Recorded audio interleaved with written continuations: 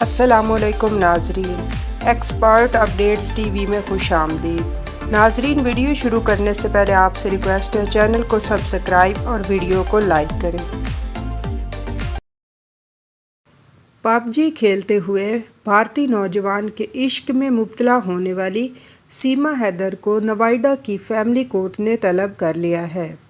سیما حیدر گزشتہ سال اپنے 4 بچوں، جن میں 3 بیٹیاں اور 1 بیٹا شامل ہے، ان کے ہمراہ پاکستان سے بذریعہ نیپال انڈیا پہنچی تھی۔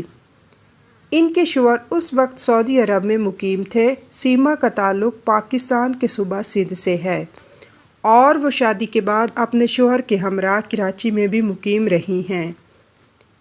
ان کے شوہر غلام حیدر نے نوئیڈا کی ایک عدالت میں درخواست دائر کی ہے۔ پاکستان میں سیما حیدر کی شادی غلام حیدر سے ہوئی تھی، جن کے 4 بچے بھی ہیں۔ سیما گزشتہ سال مئی میں اپنے 4 نابالغ بچوں کے ساتھ چوری چھپے بھارت پہنچی تھی۔ سیما کی بھارتی شہری سچن مینا سے پہلی گفتگو 2019 میں online shooting game PUBG پر ہوئی تھی، جس کے بعد دونوں کی پہلی ملاقات مارچ 2023 میں نیپال میں ہوئی، جہاں سیما نے ہندو مذہب اختیار کر لیا تھا۔ اس جوڑے نے مبینہ طور پر ہندو رسم و رواج کے مطابق کھٹمنڈو میں شادی کی اور پھر بچوں کے ساتھ 23 مئی 2023 کو نیپال کے راستے بھارت میں داخل ہوئی۔ دونوں نے گزشتہ ماہ اپنی شادی کی پہلی سالگرہ بھی منائی ہے۔ کچھ روز قبل سیما کے پاکستانی شوہر غلام حیدر نے ایک بھارتی وکیل کے ذریعے نوئیڈا کی فیملی کورٹ میں درخواست دائر کی تھی، جس میں سچن مینا کے ساتھ سیما کی شادی کو چیلنج کیا گیا ہے۔ انڈیا میں داخل ہونے کی کہانی منظر عام پر آنے کے بعد انڈیا میں سیما اور سچن چند روز کے لیے پولیس کے زیر حراست بھی رہے ہیں، لیکن کچھ دنوں بعد دونوں ضمانت پر رہا ہو گئے ہیں۔ یہ بھی خبریں گردش کر رہی ہیں کہ سیما اپنے انڈین شوہر سچن کے بچے کی ماں بننے والی ہیں۔ غلام حیدر کے وکیل مومن ملک کا کہنا ہے کہ سیما کی طلاق نہیں ہوئی، جس کی وجہ سے ان کی سچن سے شادی انڈین قانون میں ناجائز ہے اور وہ عدالت کو گمراہ کر رہی ہیں۔ تاہم سیما کے وکیل اے پی سنگھ نے اس دعوے سے اختلاف کرتے ہوئے کہا ہے کہ سیما نے 4 سال قبل غلام حیدر کو زبانی طور پر طلاق دی تھی۔ انہوں نے بتایا کہ غلام نے انہیں چھوڑ دیا تھا اور اس کے بعد وہ اپنے والد کے ساتھ رہ رہی ہیں۔ والد کی موت کے بعد سیما کا سچن سے رابطہ ہوا اور وہ انڈیا آ گئی ہیں۔ اے پی سنگھ نے کہا کہ سیما اور سچن نے گزشتہ مارچ میں نیپال میں شادی کر لی ہے اور اپنی سالگرہ اس سال 23 مارچ کو ہندو رسم و رواج کے مطابق پوری دھوم دھام سے منائی ہے۔ لیکن غلام حیدر کے وکیل مومن ملک بتاتے ہیں کہ سیما نے اپنی درخواست ضمانت کی سماعت کے دوران بھی اپنے شوہر کا نام غلام حیدر بتایا تھا۔ وہ کہتے ہیں کہ سیما نے عدالت میں ایک حلف نامے میں بھی خود کو غلام حیدر کی بیوی کے طور پر بتایا تھا۔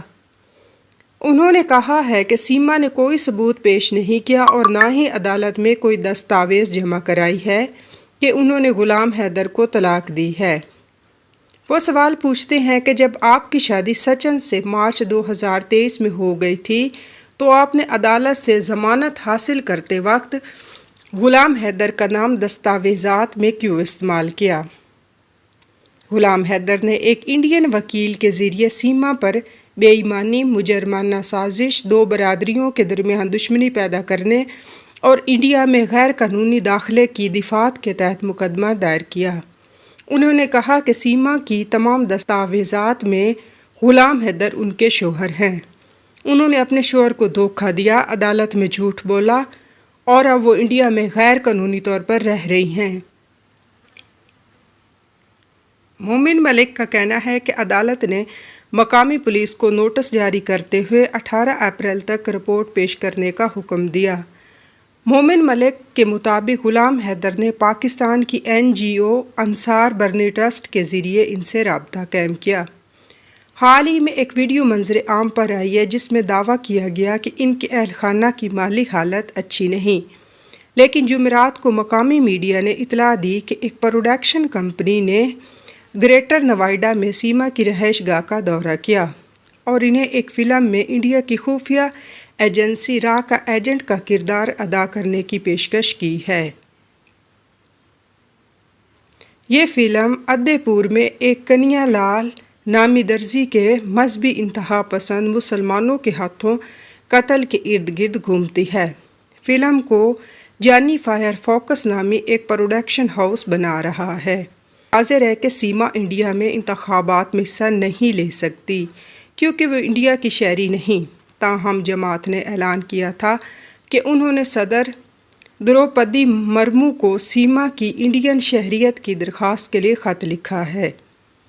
سیما خبروں میں زیر بحث ہونے کے ساتھ ساتھ انڈین سوشل میڈیا پر مختلف طریقوں سے بار بار نظر آ رہی ہیں۔ ان پر میمز بنائی جا رہی ہیں اور ان کے بارے میں مختلف قسم کے گانے سوشل میڈیا پر لوگوں کی دلچسپی کا باعث ہیں۔